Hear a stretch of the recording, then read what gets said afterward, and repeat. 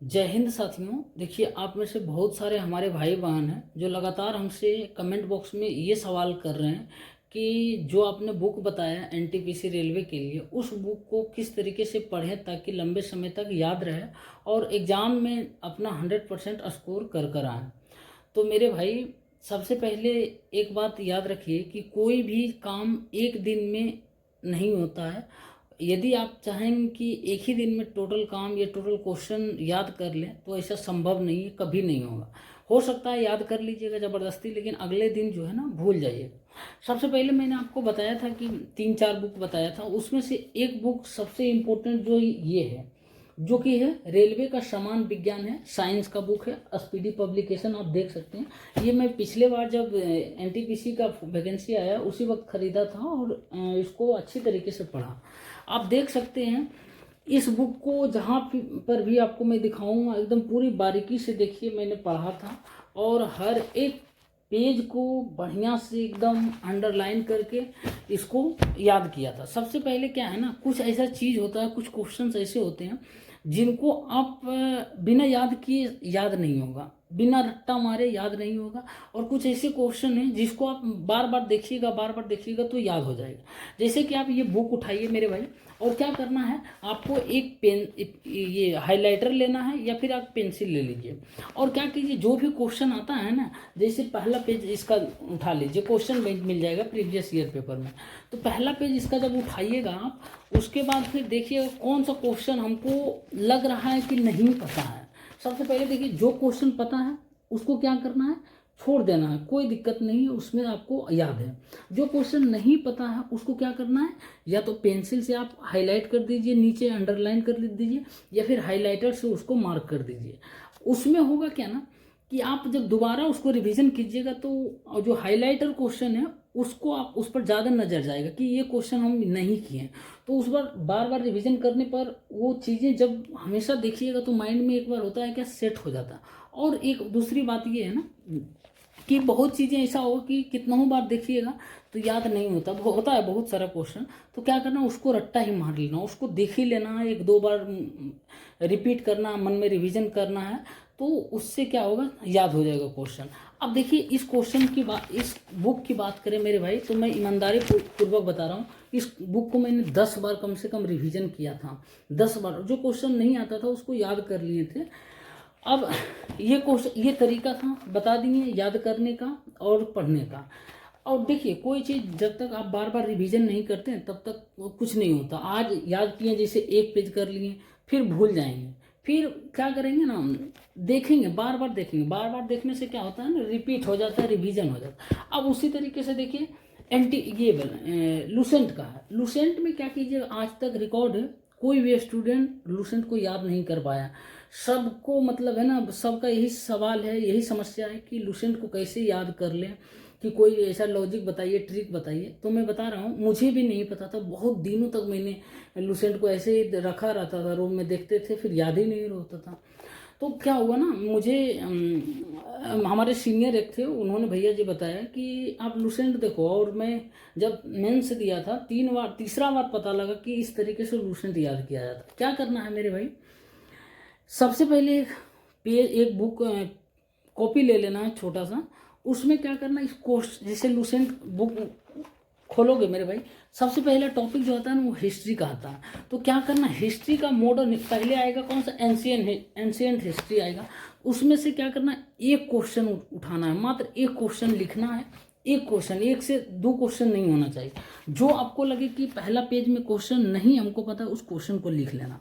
उसके बाद अगला क्वेश्चन लिखना, कौन सा, एंशियंट हिस्ट्री, उसमें मिडिएबल, उसके बाद फिर मॉडर्न हिस्ट्री लिखना। एक एक क्वेश्चन, 3 क्वेश्चन यहाँ से बन गया।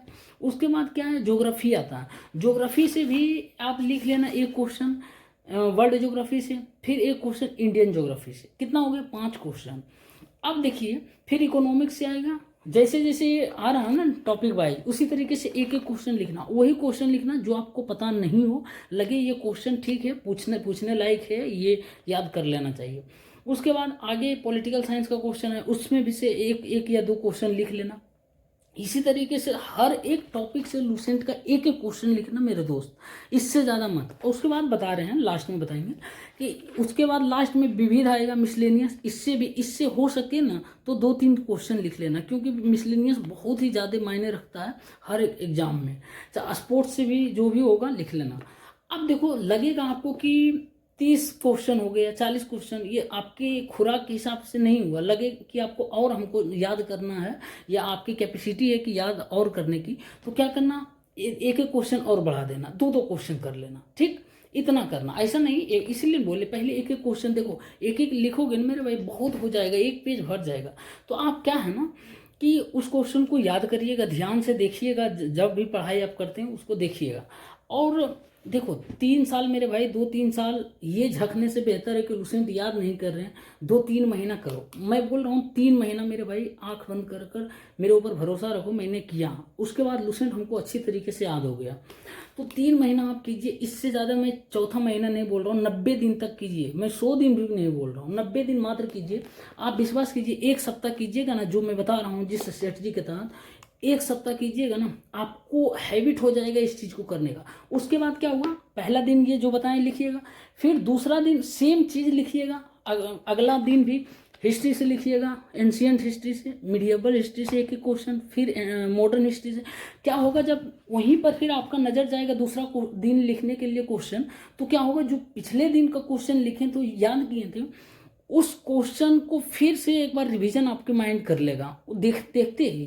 तो ये क्या होगा मेरे भाई, एकदम बैठ जाएगा माइंड में जाकर, एकदम सेट हो जाएगा, कभी नहीं भूलोगे मेरे भाई। आप कर देखो, ठीक है ना। मेरा एक छोटा भाई है, मैं भी उसको इसी तरीके का स्ट्रेटजी बताता हूँ जो मैंने अपनाया, मेंस दिया था पिछले बार, अक्टूबर में हुआ था CGL का। तो इस तरीके से आप करिए, होगा क्या ना, देखिए बार बार रिवीजन हो जाएगा। बार बार रिवीजन करना ही तो, यही तो है सक्सेस, यही तो कर कर जाते हैं मेरे भाई, तब जाकर सक्सेस मिलती है। ये कर लेना है।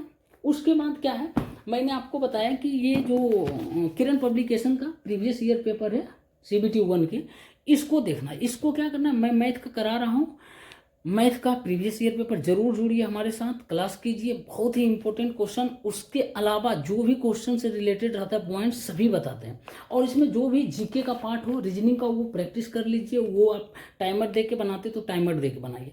और इसका कोई ज़्यादा है नहीं समस्या, ये एक तरह से मॉक टेस्ट है, प्रीवियस ईयर पेपर एक समझिए, आप एग्जाम हॉल में देकर ही बैठ कर ही दे रहे हैं ये पेपर। और एक और बुक बताए थे, स्पीडी का लूसेंट, स्पीडी पब्लिकेशन का करंट अफेयर। तो उसको क्या करना है, अभी कोई ज़रूरत नहीं है, अभी बर्डन मत ले लेना पूरे एक ही बार। स्पीडी को अभी थोड़ा सा रिलैक्स मूड में रहने देना है। फिलहाल जो आप यूट्यूब पर करंट अफेयर चैनल को फॉलो कर रहे हैं, उसी करंट अफेयर चैनल को आप फॉलो करते रहिए, पढ़ते रहिए, जो भी है सिलसिलेवार तरीके से अभी नॉर्मल चलते जाइए। करंट अफेयर की बात कर रहे हैं, बाकी ये चीज़ें लग जाइए अभी से, क्योंकि कंपटीशन टफ होने वाला, बहुत सारे स्टूडेंट्स फाइट कर रहे हैं, वैकेंसी बहुत कम है।